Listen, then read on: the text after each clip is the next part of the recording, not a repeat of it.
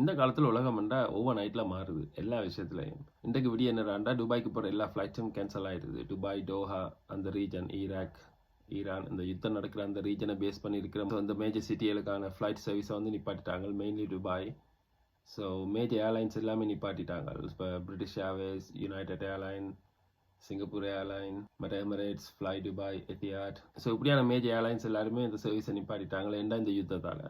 Mostly இந்த யுத்தத்தால் தான் இந்த பிரச்சனை வந்துருக்குது. ஏன்டா அதுக்கு மேலே ஃப்ளை பண்ணிக்க ஏதாவது நடந்துச்சுன்னா அவங்களுக்கு பெரிய பிரச்சனை ஏர்லைன்ஸுக்கு. ஸோ அதை விட அவங்க அதை ஃப்ளை பண்ணாமல் இருக்கலாம்னு தான் யோசிக்கிறாங்க. இப்போ சும்மாவே ஏர்க்ராஃப்ட்டுக்கு தேவையில்லாத பிரச்சனைகள் தான் வந்துருக்கு. அது பத்தாதுக்கு இந்த யுத்தமாக அது ஒரு புது பிரச்சனை தானே. மோஸ்ட்லி எல்லா ஏர்லைன்ஸும் அதை அவாய்ட் பண்ணுறாங்க இப்போ. ஸோ இந்த யுத்தத்தால் பறக்கிறது கொஞ்சம் பிரச்சனையாக வந்துட்டு தனி. துபாய் மூலமாக சர்வீஸ் வந்து இப்போ நீ செய்யலாது தான். ஆனால் அது ஒரு பெரிய ஹப் உண்டுண்ணா, ஈஸ்ட்டுக்கும் வெஸ்ட்டுக்கும். மிடில் ஈஸ்ட் தான் மோஸ்ட்லி சேஞ்ச் ஓவர்ஸுக்கு வாரது. ஸோ இப்போ அதை க்ளோஸ் பண்ணினான்டா பெரிய ட்ராவலிங் இஷ்யூ ஒன்று தான் வரப்போகுது இப்போ. ஆனால் அவங்களும் சேஃப்டிக்காக வேண்டிய செய்யத்தான் வேணும். ஏன்னா இது சும்மாவே ஏர்க்ராஃப்ட்டுக்கு பிரச்சனை, இந்த யுத்தம் வர அடுத்த பிரச்சனையா. ஸோ இந்த யுத்தம் துவங்கி இப்போ 14 days ஆகுது நினைக்கிறேன். 2 weeks 2 weeksக்குள்ளே இப்போ ட்ராவல் இஷ்யூ வந்துட்டுது. இனி இந்த யுத்தம் அடுத்தது எந்த லெவலுக்கு போகும்ன்றது தான் அடுத்த கேள்வி. நல்லதுக்கு இல்லை.